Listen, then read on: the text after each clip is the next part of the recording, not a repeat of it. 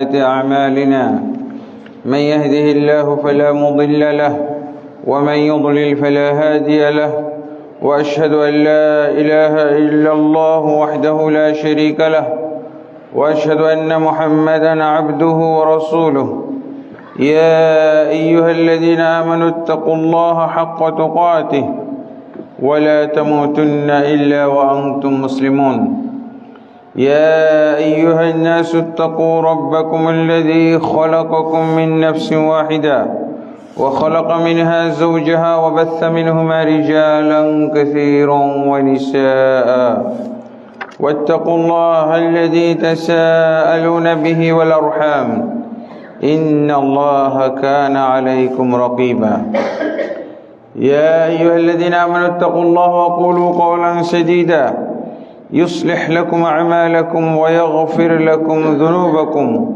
ومن يطع الله ورسوله فقد فاز فوزا عظيما أما بعد فإن خير الحديث كتاب الله وخير الهدي هدي محمد صلى الله عليه وسلم وشر الأمور محدثاتها وكل محدثة بدعة وكل بدعة ضلالة وكل ضلالة في النار أما بعد فأعوذ بالله من الشيطان الرجيم يوم يأتي بعض آيات ربك لا ينفع نفسا يوم يأتي بعض آيات ربك لا ينفع نفسا إيمانها لم تكن آمنت من قبل أو كسبت في إيمانها خيرا وقال سبحانه لخلق السماوات والأرض أكبر من خلق الناس وقال النبي صلى الله عليه وسلم إذا تشهد أحدكم فليستعذ بالله من 4 يقول اللهم إني أعوذ بك من عذاب جهنم ومن عذاب القبر ومن فتنة المحيا والممات ومن شر فتنة المسيح الدجال رواه مسلم وغيره আলহামদুলিল্লাহ আল্লাহ তাবারক অসংখ্য অগণিত তারিফাত যে আল্লাহ তাবারক ওয়া তাআলা আমাদেরকে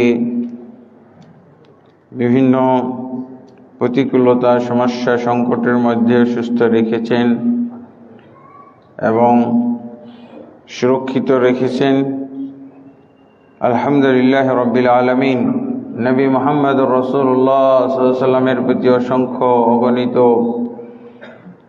সালাতু ওয়া সালাম নাজিল হোক আল্লাহুম্মা সাল্লি আলাইহি আল্লাহুম্মা বারিক আলাইহি আল্লাহুম্মা সাল্লিম আলাইহি অতঃপর সম্মানিত মুসল্লিয়ানে কিরাম আজকে আমরা কিয়ামতের বড় আলামতগুলোর দ্বিতীয় আলামতটি আপনাদের সামনে ব্যাখ্যা করব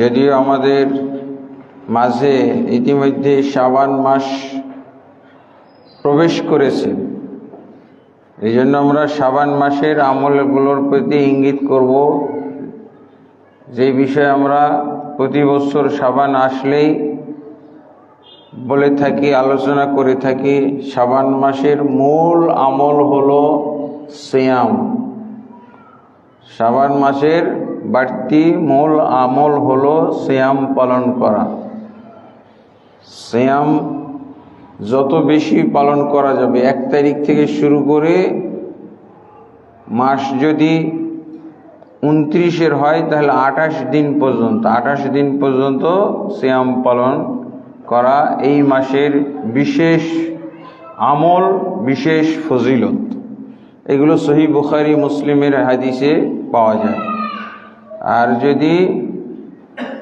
মাস 30-এর হয় তাহলে 29 দিন 1 থেকে 29 দিন এই শবে বরাত ওয়ালাদেরকে আমরা এই জিনিসটাই বুঝাইতে পারি না ওরা নাছড় বান্দা ওরা কিন্তু আহলে হাদিস বা সহিহ আকীদার ভাইদেরকে কি বলে তারা বলে যে এরা হলো আমল চোর হ্যাঁ কিন্তু এরা যে 28টা আমল সিয়াম খেয়ে ফেললো শুধু শবে বরাতের মাধ্যমে এরা কি ডাকাত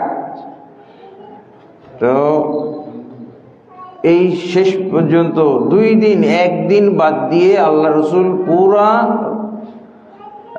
শাবান মাস সিয়াম পালন করতেন। এগুলো হলো একেবারে নির্ভেজাল সহিহ হাদিস, সহিহ বুখারী এবং মুসলিম থেকে প্রমাণিত। আর একটা জয়ীফ হাদিস আছে, সেটা হলো মধ্য শাবান পর্যন্ত সিয়াম পালন করো। যখন মধ্য শাবানের অর্ধাবর্তী হয়ে যায়, মধ্য শাবান হয়ে যায়, তখন তোমরা সিয়াম থেকে বিরত থাকো।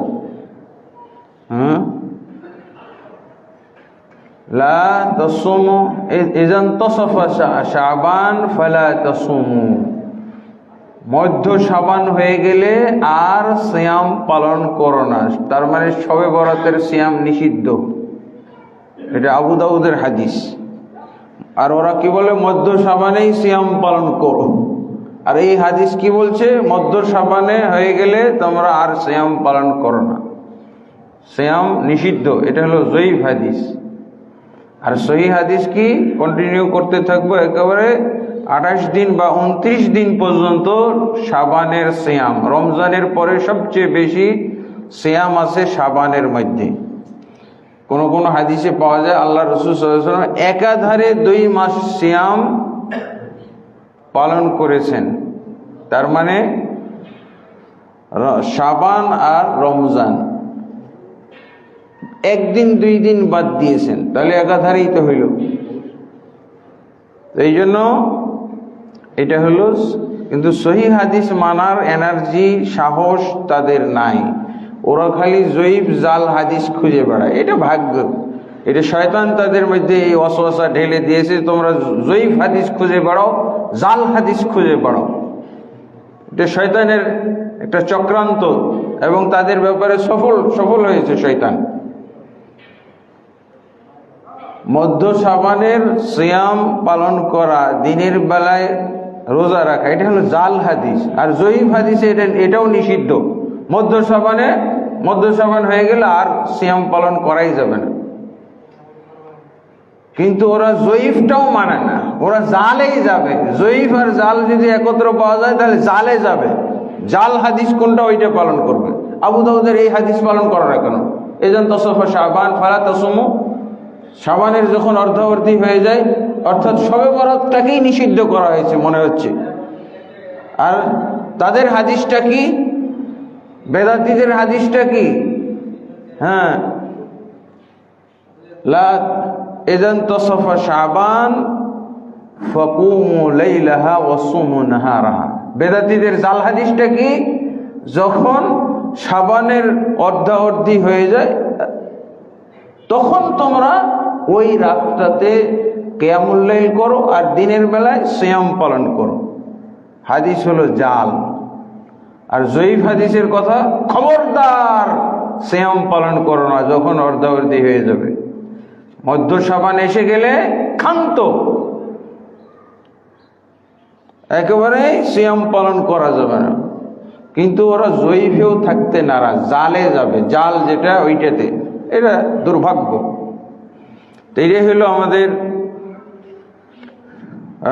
প্রতি বছর আমরা এই কথাগুলোই বলে থাকি। আমরা এই 28 দিনের সিয়াম সংরক্ষণের জন্য এই জাল হাদিসের বিরুদ্ধে। মানুষের যেখানে সহিহ হাদিস দ্বারা সে আমল রোজগার করতে পারে, আমল করতে পারে, তো সেই সুযোগটা না দিয়ে খালি তুমি ওই শবে বরাতের রাতের কথা শোনাও কেন? 28 দিনের কথাটা কে বলবে? 28 দিন পর্যন্ত আল্লাহ রাসূল সিয়াম পালন করতেন, 29 দিন পর্যন্ত সিয়াম পালন করতেন। তো আলহামদুলিল্লাহ, তারপরেও তো আমরা অনেক কিছুই শুনেছি। শাবান মাসে আমরা আকীদাগত বিদআত কি, এগুলো আমরা জেনেছি। তো আজকে আমরা আমাদের ধারাবাহিকতা রক্ষা করে আলোচনা করছি, সেটা হলো কিয়ামতের দ্বিতীয় বড় আলামত হলো দাজ্জাল। দাজ্জাল বিষয়ে বিভিন্ন ধরনের আমাদের সমাজে মতভেদ আছে। মানে কিছু মতভেদ এগুলো ভ্রুক্ষেপযোগ্য না, মতভেদ করা হয়েছে কিন্তু এটা ভ্রুক্ষেপযোগ্য না, এগুলোর দিকে তাকানো যাবে না। এগুলো সব হলো এমন লোকদের মতভেদ যাদের কোনো ধর্তব্যতা নাই, যাদের কোনো মূল্যায়ন নাই, মূল্যায়নযোগ্য ব্যক্তি তারা না। যেমন আমাদের বাংলাদেশে এই যে হিজবুত তাওহীদ, এদের একটা বই খুব বিক্রি হইতো এক সময়, দাজ্জাল বাহির হইয়াছে, খুব গাড়িতে যেখানে সেখানে আর মানুষ কিনতো। হ্যাঁ, দাজ্জাল বাহির হইয়াছে, যেমন ভাবে মাহাদি বাহির হইয়াছে। বিস্তারিত জানার জন্য ভিতরে যোগাযোগ করুন। কোথায়? বকশীবাজারে একটা সাইনবোর্ড লেখা দেখতাম এক সময়, ইমাম মাহাদি বাহির হইয়াছেন, গেটে লেখা আছে বিস্তারিত জানার জন্য ভিতরে যোগাযোগ করুন। মানে ভিতরে যান আর কাদিয়ানি হন আপনি। হ্যাঁ, কেন মাহাদি বাইরে আসে না কেন? মাহাদি দেখার জন্য, মাহাদি সম্পর্কে শোনার জন্য ভিতরে যাইতে হবে কেন? দরজা সবসময় আটকানো থাকে, ওখানে যাওয়া যাবে না। তো এইরকম হলো কিছু মুসলমান, এরা বলতেছে দাজ্জাল বাহির হইয়াছে, অনেক দিন থেকে দাজ্জাল বাহির হয়েছে। কি দাজ্জাল তারা বলতে চায় কি, এই যে পাশ্চাত্য সভ্যতা, ইহুদি খ্রিস্টানদের যে সভ্যতা, এটাকে বলা হয়, এরাই হলো দাজ্জাল, এই সভ্যতা হলো দাজ্জাল। হ্যাঁ, এটা বলতেছে। আসলে এরা তো মূর্খ, এই হিজবুত তাওহীদ, এরা সব মূর্খতা নিয়ে, অজ্ঞতা নিয়ে মাঠে নেমে গেছে। এরা নাকি সারা বিশ্ব ইমাম, উচ্চারণটাও তো জানে না, এমাম, ওদের এমাম আর মুসলিম আর ইসলাম, বুঝেছেন? এরা বলছে দাজ্জাল বাহির হইয়াছে। যদি দাজ্জাল সম্পর্কে জানতে চান তাহলে বইটা পড়েন। অনেক হাজার হাজার লক্ষ লক্ষ কপি মহিলাদেরকে দিয়ে পাঠাই দেয় বই বেচতে। একটু কথাও বললেন আর বইটাও কিনলেন। এমনি মহিলা দেখলে তো আমাদের দেশে কিনতেই চায়। তারপর আপনার একেবারে অফিসের ভিতরে ঢুকে যাবে ওরা, বইটা নিয়ে এক সুন্দরী মেয়েকে দিয়ে আপনার আমারই অফিসে, হজের অফিসে এসে ঢুকে গেছে মহিলায়। ইন্না লিল্লাহি ওয়া ইন্না ইলাইহি রাজিউন। কি চাও তোমরা? ওই আমরা বই বেচতে এসেছি। কি ভাই, মতলবটা কি? হ্যাঁ, এখানে তো সবই তো আর হুজুর মানুষ না, অন্য মানুষও তো থাকতে পারে। তার মানে ওরা একটা সমাজে টেস্টি ইসলাম চালন করতেছে। মহিলা দিয়েও যদি ইসলাম মানানো যায়, হ্যাঁ, মহিলা দিয়েও যদি তাদের ওই হিজবুত তাওহীদের ইসলামে আনা যায়, দীক্ষিত করা যায়, তো ক্ষতি কি? মানে বাতিলের কত যে নমুনা, বাতিলের প্রতিদ্বন্দ্বিতা চলতেছে। ইবলিস নামাই দিয়েছে সবকে।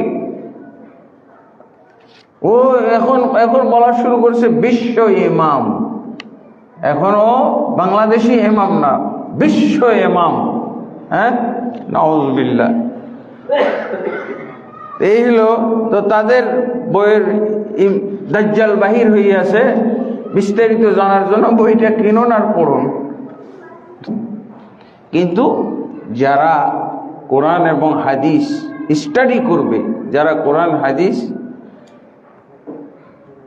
কি বলে বিস্তারিতভাবে পড়বে, তারা দেখবে যেমন মাহদী একজন ব্যক্তি, ও তো সভ্যতা না, ও তো কোনো সভ্যতা বা আদর্শ না। অবশ্যই সে আদর্শ ধারণকারী হবেন। রাসূলুল্লাহ সাল্লাল্লাহু আলাইহি ওয়াসাল্লামের একেবারে স্বচ্ছ আদর্শ, নিখুঁত নির্ভেজাল আদর্শ উনি ধারণ করবেন, তাই বরকত হবে। কিন্তু আমাদের সমাজে মাহাদিও যেমন, মাহাদিরও ছড়াছড়ি। এই 1400 বছরে 30,000 মতো মাহাদি আসছে। কি মহিলা মাহাদি, পুরুষ মাহাদি, কত কি। হ্যাঁ, এই যে মির্জা কাদিয়ানীদের যে মির্জা গোলাম আহমদ, মানে এই যে একজন মানসিক রোগী ছিল, অনেকেই লেখে সে মানসিক রোগী। সে এক সময় দাবি করছে সেই নাকি মারিয়াম। আরে মারিয়াম যে মহিলা মানুষ এটাও তার হুঁশ ছিল না। এক সময় দাবি করতো যে আমি মারিয়াম, পরে বুঝলো আরে সর্বনাশ, তো মারিয়াম তো মহিলা মানুষ, তা আমি কেন মারিয়াম দাবি করতেছি। তখন মারিয়াম বাদ দিয়ে বলা শুরু করলো, না আমি ঈসা ইবনে মারিয়াম, ভুল হয়ে গেছে, আমি মারিয়াম না, ঈসা ইবনে মারিয়াম। বুঝেছেন? এইভাবে ধাপে ধাপে এরপরে তৃতীয় পর্যায়ে দাবি করলো যে আমি মাহদি। তারপরে চতুর্থ পর্যায়ে এসে দাবি করলো লাল মাহদি ইল্লা ঈসা ইবনে মারিয়াম। হ্যাঁ, ঈসা ইবনে মারিয়াম উনি মাহদি, যিনি মাহদি উনি ঈসা, যিনি ঈসা উনি মাহদি। এই হলো চতুর্থ পর্যায়ে এসে ঠেকছে তারা। এই জন্য ওই যে বকশীবাজারের গেটে লেখা আছে ইমাম মাহদি বাহির হইয়াছেন, বিস্তারিত জানার জন্য ভিতরে যোগাযোগ করুন। লা হাওলা ওয়ালা কুওয়াতা ইল্লা বিল্লাহ। তো দাজ্জাল এটা হলো ব্যক্তি বিশেষ, যেমন মাহদি ব্যক্তি বিশেষ, যেমন ঈসা আলাইহিস সালাতু ওয়াস সালাম ব্যক্তি বিশেষ, এইরকম দাজ্জালও হলো ব্যক্তি বিশেষ। ব্যক্তি বিশেষ হিসেবে তিনি আসবেন, এই জন্য তো সে হবে ফিতনার কারণ। এই জন্য তো ফিতনা। আদর্শ সভ্যতা এটা কি ফিতনা নাকি? এটা তো সবাই বুঝতেছে, সবাই টের পাচ্ছে, সবাই বুঝতে পারতেছে। আধুনিক বিভিন্ন ধরনের আবিষ্কার, আধুনিক যন্ত্রপাতি, হ্যাঁ, আধুনিক সব উপায় উপকরণ বের হয়েছে, এটা সবাই বুঝতেছে যে এটাকে দাজ্জাল বলার কি আছে। দাজ্জাল তো হলো ব্যক্তি। সহিহ বুখারী, মুসলিম ইত্যাদি হাদিসের মধ্যে অনেক মুতাওয়াতির, ইমাম মাহদির হাদিসগুলো মুতাওয়াতির আর দাজ্জালের হাদিসগুলো মুতাওয়াতির। ইমাম মাহদি আলাইহিস সালাম উনি এসে যে রাজত্ব করবেন, তিনি মোটামুটি 7 বছর থাকবেন। 7 বছরের 7ম বর্ষে বের হবে কি, যখন ইসলামের জয় জয়কার, সর্বত্র বিজয় লাভ করতেছে ইমাম মাহদি এবং তার বাহিনী, সিরিয়া পরিষ্কার, এমন সময় এই যে দাজ্জাল বের হবে। এবং এই দাজ্জাল বের হওয়ার ঘোষণা দিবে কে? মুসলমানদের মধ্যে একটা ভুয়া তথ্য দিয়ে যে গনিমতের মাল বন্টন করবে সিরিয়ার কোনো এক যুদ্ধের সময়। ওই সময় ইবলিস শয়তান একটা তার বক্তব্য, তার কণ্ঠ উচ্চারণ করে ছড়িয়ে দিবে যে তোমরা এখানে কি বলে যুদ্ধের মাল বন্টন করতেছো, গনিমতের মাল নিয়ে তোমরা কি বলে ব্যস্ত, আর ওইদিকে তোমাদের ঘর বাড়ি তো সব ধ্বংস করে ফেললো দাজ্জাল। তখন তারা ছুটে যাবে। যাই হোক, তো দাজ্জাল ব্যক্তি এবং তার সম্পর্কে কোরআনে বক্তব্য এসেছে, কোরআনে ইশারা ইঙ্গিত। কোরআনে তো আসলে মুহাম্মদ সাল্লাল্লাহু আলাইহি ওয়াসাল্লামের নাম আছে, কিন্তু এই হাজার হাজার সাহাবী, 1,14,000 বা 40,000 সাহাবী, এদের তো নাম নাই। এদের ইশারা ইঙ্গিতে বর্ণনা আছে, নাম উচ্চারণ হয় নাই, কিন্তু সর্বনাম উচ্চারিত হয়েছে, সর্বনামগুলো আছে। মুহাজির আনসার বলে তাদের উল্লেখ করা হয়েছে। আর সরাসরি একজন সাহাবীর নাম শুধু যায়েদ বিন হারেসার নাম এসেছে সূরা আহজাবের মধ্যে। তো দাজ্জাল সম্পর্কে যে আয়াত এসেছে সেটা হলো 158 নম্বর সূরা আনআম 158 নম্বর আয়াতে আল্লাহ বলছেন, ইয়াউমা ইয়াতি বা'দু আয়াতি রাব্বিকা লা ইয়ানফা'ু নাফসান ঈমানুহা লাম তাকুন আমানাত মিন ক্বাবল।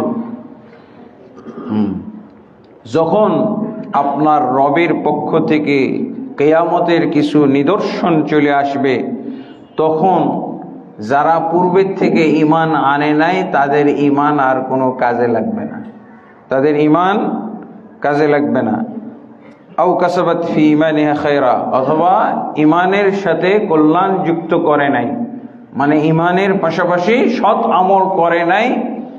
একেবারে কিয়ামতের চূড়ান্ত আলামত যখন প্রকাশ পাওয়া শুরু করেছে তখন ঈমান আনার জন্য ব্যস্ত হয়ে গেছে, তখন আমল করার জন্য ছুটাছুটি করছে, এখন কোনো কাজে আসবে না। এই আয়াতের তাফসীরে অনেক মুফাসসিরিন কেরাম বলছেন যে সেই আয়াত বা নিদর্শনগুলো হলো দাজ্জাল এবং উদয় হওয়া এবং দাব্বাতুল আরদ, এটা প্রাণী, চতুষ্পদ এক জন্তু। হ্যাঁ, এই আলামত যখন চলে আসবে, মানুষকে সৃষ্টির চাইতে, তাহলে আসমান জমিন সৃষ্টি করা আশ্চর্যজনক, তাই না? আশ্চর্যজনক সৃষ্টি, তো এর চেয়ে তো আশ্চর্যজনক সৃষ্টি হইতে পারে না মানুষ সৃষ্টি করা। তো এই মানুষ সৃষ্টি বলতে কোন মানুষটা আশ্চর্য? তো এটা বলা হয়েছে, তাফসীর কারকরা উল্লেখ করেছেন, তাফসীর কুরতুবীর মধ্যে এসেছে, সেটা হলো কি, খালকুদ দাজ্জাল হিনা আযযামাতুল ইয়াহুদ, দাজ্জালের সৃষ্টি করা, দাজ্জালের এরকম এরকম তার কি ক্ষমতা থাকবে, এইরকম এরকম সে অলৌকিক ঘটনা ঘটাবে, এলাকে অলৌকিক ঘটনা মুমিনদের ক্ষেত্রে বলা হয় কারামাত, আর কাফের মুশরিক বেদিনদের ক্ষেত্রে এগুলো আহওয়াল শয়তানিয়া বলা হয়, শয়তানি চক্রান্ত, শয়তানি চক্রান্ত।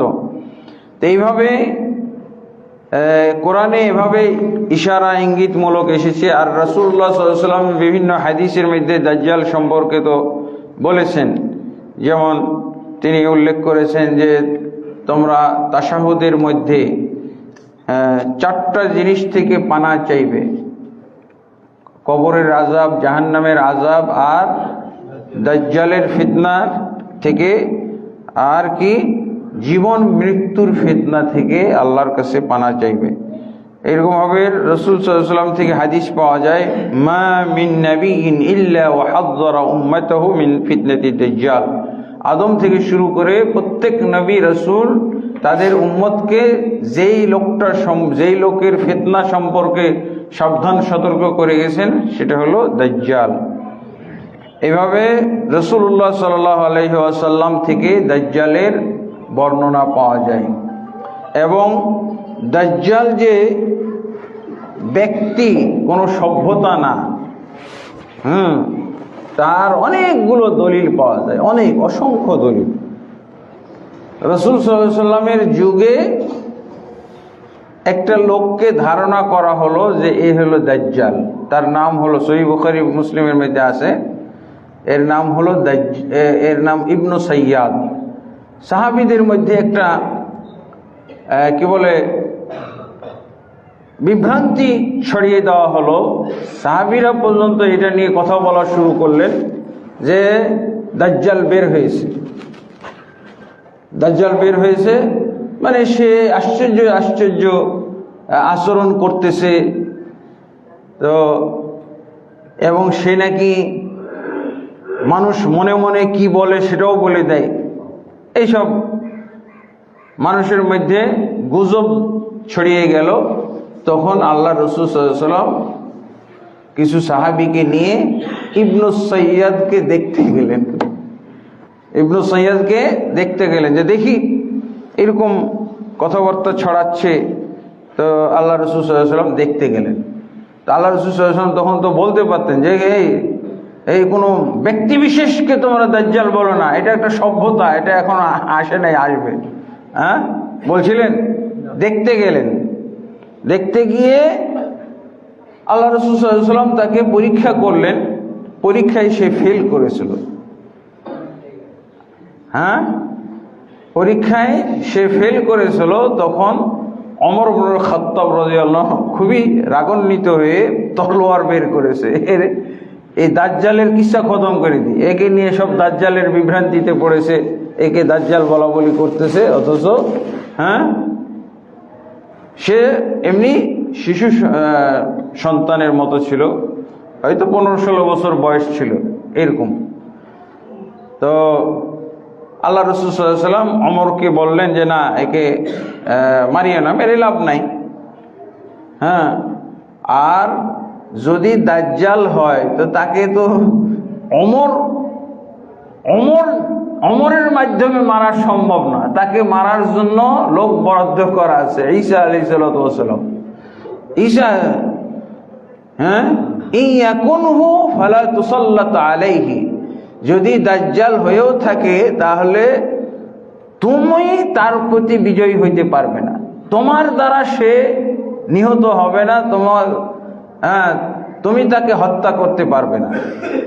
তারপরে আল্লাহ রাসূল আরেকটা কথা বললেন যে যদি আমি জীবিত থাকতে, আমার জীবদ্দশায় যদি দাজ্জাল বের হয় তাহলে তোমাদের কাউকে লাগবে না, আমি প্রোটেস্ট করব, আমি তার বিরুদ্ধে দাঁড়াবো এবং আমি যথেষ্ট।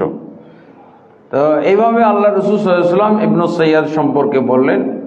এবং ইবনে সাইয়াদের পরবর্তী ইতিহাস হলো যে ইবনে সাইয়াদ সে বড় হয়ে রাসূল সাল্লাল্লাহু আলাইহি ওয়াসাল্লামের প্রতি ঈমান এনেছিল, যদিও সে ইহুদি বংশোদ্ভূত ছিল, ইহুদি বংশের, কিন্তু সে রাসূলের প্রতি ঈমান এনেছিল, বিয়ে শাদী করেছিল, হজ করতে গিয়ে মারা গেছে। তাহলে বোঝা গেল। আর তো দাজ্জাল যে হবে সে তো কাফের। এমনকি সহিহ হাদিসের মধ্যে আছে যে তার কপালে লেখা থাকবে কাফারা, এবং নিরক্ষর ব্যক্তিরাও পড়তে পারবে, নিরক্ষর ব্যক্তিরাও এটা পড়তে পারবে। এটা তার বাহ্যিক একটা আলামত যে কাফারা লেখা, কাফের লেখা থাকবে। তো সে তো মুসলিম হয়ে তার যে জীবনের গতিবিধি সম্পর্কে জানা যাচ্ছে যে সে ঈমান এনেছে, বিয়ে শাদী করেছে, সে হজ উমরা করে তারপরে স্বাভাবিকভাবে মারা গেছে। প্রশ্নই ওঠে না, এই যে এত কিছু ঘটলো, এটা কি সভ্যতার কথা নাকি? এটা তো ব্যক্তি বিশেষ নিয়ে কথা হচ্ছে। এগুলো মূর্খের দল, এগুলো মূর্খতা ছড়াইতে আসছে, মানুষের আকীদা নষ্ট করতে এসেছে, এটা বুঝাই যায়। সব মূর্খের দল। মূর্খ লোক কিভাবে ইমাম হয়? বিশ্ব ইমাম বলতেছে, নাউযুবিল্লাহ। এরপরে একজন আল্লাহ রাসূল সাল্লাল্লাহু আলাইহি ওয়াসাল্লাম এই দাজ্জালের বর্ণনা দিতে গিয়ে বলেছিলেন যে এই অনেকটা ইবনু কুতুনের মতো, এক সাহাবীর দিকে ইঙ্গিত করে বলেছিলেন যে অনেকটা ইবনু কুতুনের মতো হবে। ইবনু কুতুন তো দুশ্চিন্তায় পড়ে গেলেন। তিনি বললেন, ইয়া রাসূলুল্লাহ, দাজ্জাল আমার মতো দেখতে হবে, তো এতে কি আমার ক্ষতি হবে নাকি? আমি কি দাজ্জালের ভাই, খালাতো ভাই হিসেবে বিবেচিত হব নাকি আল্লাহর কাছে? নাউযুবিল্লাহ। তো আল্লাহ রাসূল সাল্লাল্লাহু আলাইহি ওয়াসাল্লাম বললেন যে না না না না,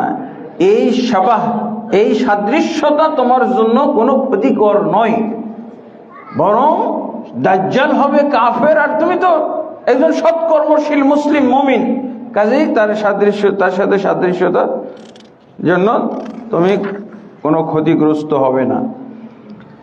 তো এটা এই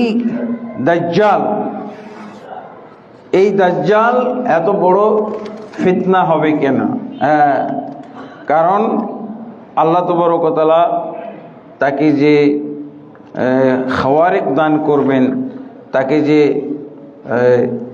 ব্যতিক্রম ধর্মী কিছু শক্তি ক্ষমতা দান করবেন, এর জন্যই সে ফিতনার কারণ হবে। তবে তার ফিতনা যদি আমরা ইবলিসের সাথে তুলনা করি তাহলে কিন্তু সহজ। ইবলিস শয়তান কি করে? ইবলিস শয়তানের কি ক্ষমতা? ওই কি ইয়াজরি মিনাল ইনসানি মাজরাদ দাম, সেই ইবলিস শয়তান মানুষের শিরা উপশিরায় ঢুকতে পারে, ঢুকে এবং বের হয়। শয়তান বিজ্ঞানীরা প্রথম আসমান যাইতে পারে নাই, শয়তান প্রথম আসমানে গিয়ে কান লাগায় অনেক কিছু শোনার চেষ্টা করে, অথচ আমরা কোনো এই পর্যন্ত মহাকাশ যানও তৈরি করতে পারিনি আসমান পর্যন্ত পৌঁছান। খুব জোর কিছু গ্রহ উপগ্রহে আমরা পৌঁছছি, চাঁদে পৌঁছছি, কিন্তু আসমান পর্যন্ত শয়তানের মতো এত বিজ্ঞানী নাই, এমন আশ্চর্য কাজ করে সে আসমানে, প্রথম আসমানে চলে যায়। এখানে দাজ্জালের যে ক্ষমতা, এটা আল্লাহ প্রদত্ত, এটা মুমিনদেরকে পরীক্ষা করার জন্য, মুমিনদেরকে পরীক্ষার বিষয়। এটা তো আল্লাহ কোরআনের বিভিন্ন আয়াতে, রাসূলুল্লাহ সাল্লাল্লাহু আলাইহি ওয়াসাল্লাম হাদিসের মধ্যে বলছেন। তারপরও দাজ্জালের এটা বলা যায় যে এটা হলো আল্লাহর ক্ষমতা। দাজ্জাল যা কিছু করবে এটা আল্লাহ কর্তৃক প্রাপ্ত ক্ষমতা ব্যবহার করে। এটা বলা যেতে পারে যে তার নিজস্ব কোনো কীর্তি না, রাসূল আল্লাহ প্রদত্ত ক্ষমতা। এটা ব্যাপারে একটা হাদিসও এসেছে, সহিহ বুখারী মুসলিমের মধ্যে এসেছে। যেমন মুগীরা বিন শুবা রাদিয়াল্লাহু আনহু জিজ্ঞেস করেছিলেন রাসূল সাল্লাল্লাহু আলাইহি ওয়াসাল্লামকে এই দাজ্জালের এই ক্ষমতা সম্পর্কে। তা আল্লাহ রাসূল সাল্লাল্লাহু আলাইহি ওয়াসাল্লাম কি বলেছেন? মা ইয়াদুররুকা মিনহু, এতে তোমার সমস্যা কি, তোমার কি ক্ষতি? দাজ্জালের যে এরকম ক্ষমতা হবে, এই করবে সেই করবে, এতে তোমার দুশ্চিন্তার কি কারণ, তোমার সমস্যা কি? তো বলছে যে ইয়া রাসূলুল্লাহ, এই যে কথাগুলো বলা হচ্ছে যে তার সাথে রুটির পাহাড় থাকবে, তার সাথে পানির নহর থাকবে, পানির খাল থাকবে, নহর থাকবে। তখন আল্লাহ রাসূল সাল্লাল্লাহু আলাইহি ওয়াসাল্লাম কি বললেন? বাল হুয়া আহওয়ানু আলাল্লাহি মিন যালিকা, আল্লাহর জন্য তো এর চেয়েও, এটা তো আরো সহজ, আল্লাহ তো এর চেয়েও কঠিন কাজ করতে পারেন। তাহলে আল্লাহর জন্য তো এটা অনেক সহজ, এর চেয়ে কঠিন কাজও আল্লাহ করতে পারেন। তার মানে আল্লাহ প্রদত্ত, বুঝাইলেন এই ক্ষমতাটা আল্লাহ প্রদত্ত মুমিনদেরকে পরীক্ষা করার জন্য। এবং আলহামদুলিল্লাহ মুমিনরা তার পরীক্ষায় উত্তীর্ণ হবে, এটা হাদিসে পাওয়া যায়। কারণ তার সাথে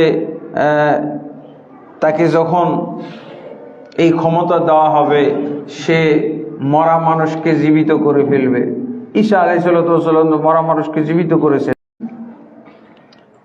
এবং তিনি অনেক মরা মানুষকে জীবিত করে কথা বলাবেন। ঈসা আলাইহিস সালাম করেছেন। এই জন্য ঈসাকেও মাসিহ বলা হয়, দাজ্জালকেও মাসিহ বলা হয়।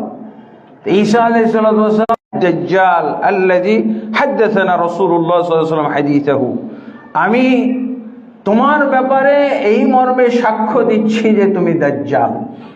যেই দাজ্জাল সম্পর্কে আল্লাহ রাসূল সাল্লাল্লাহু আলাইহি ওয়াসাল্লাম আমাদেরকে বর্ণনা দিয়ে গেছেন। ফায়াকুলু দাজ্জাল, দাজ্জাল তখন তাকে বলবে, আরাইতুম ইন কাতালতু হাযা সুম্মা আহইয়াতুহু হাল তাশুক্কুনা ফিল আমর। তো দাজ্জাল তার ভক্ত অনুসারীদের মাঝে সে এরকম দাবি করবে, আর যে ব্যক্তি তাকে দাজ্জাল বলে সাক্ষ্য দিয়েছে সেও তার সামনে বলবে, আরাইতুম, তোমরা কি মনে করো এই যে লোকটা একটা সুন্দর সুদর্শন এবং সুঠাম দেহির একটা লোকের প্রতি ইঙ্গিত করে বলবেন যে এই লোকটাকে আমি তোমাদের সামনে যদি হত্যা করে আবার জীবিত করি, তোমরা কি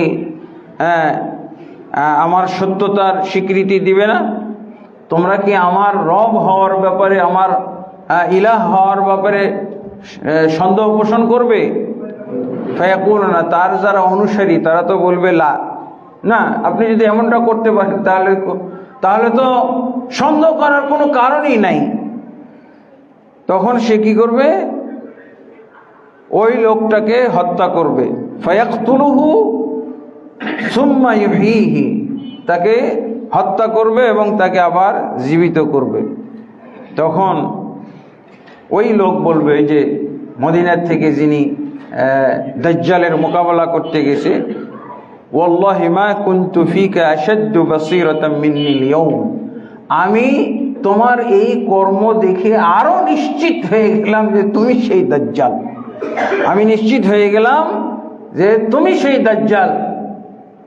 যেই সাক্ষ্য আমি দিয়েছি সেই সাক্ষ্য সত্যতা তুমি আমার কাছে প্রমাণ করে দিয়েছো।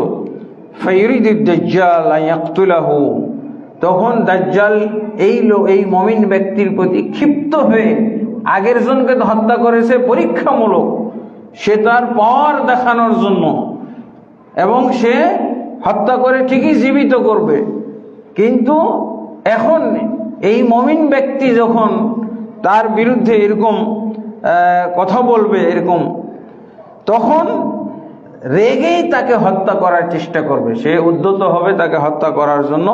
ফালা ইউসাল্লাত আলাইহি, কিন্তু তাকে আর হত্যা করতে পারবে না।